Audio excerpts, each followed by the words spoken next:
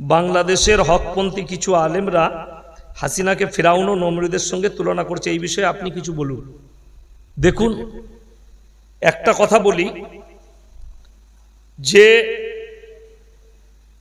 গোটা পৃথিবীর বুকে বর্তমানে যতগুলো শাসক আছে, যে দেশেরই হোক, এত বড় অত্যাচারী শাসক এখন পৃথিবীর বুকে কেউ নাই, যেটা হাসিনা ছিল।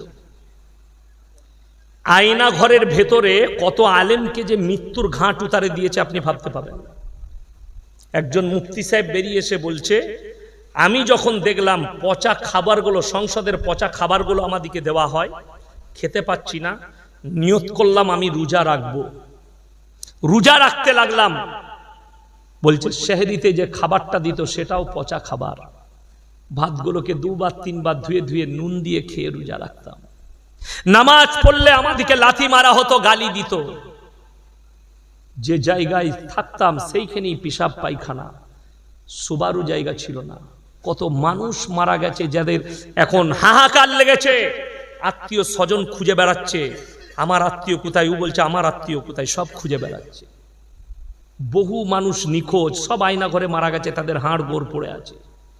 এত অত্যাচার করেছে জালিম। আমির হামজা বলে একটা বক্তা আছে, তাকে জিজ্ঞেস করুন কি অত্যাচার করেছে। আপনার আল্লামা মামুনুল হককে জিজ্ঞেস করুন কি অত্যাচার করেছে। যারা সেই কারাগারে ছিল তাদের সঙ্গে কি ব্যবহার করেছে। ওই জন্য যে আলেমরা তাকে বলেছে ফিরাউন আর নমরুদের সঙ্গে তুলনা করেছে, এর মধ্যে কোনো ত্রুটি নাই, একদম দারুণ উদাহরণ দিয়েছে তারা। আমি তাদেরকে সাধুবাদ জানাবো। তবে যেখানেই থাক, আল্লাহ হিসেব কিয়ামতের দিনে লিবে। আল্লামা দেলওয়ার হোসেন সাইদির মতো লোককে 10টা নারীকে জিনা করা, ধর্ষণ করার কেস দিয়েছিল এবং ওগুলোকে সাজিয়েছিল। সেই মেয়েগুলোকেও আল্লাহ পাকড়াও করবে।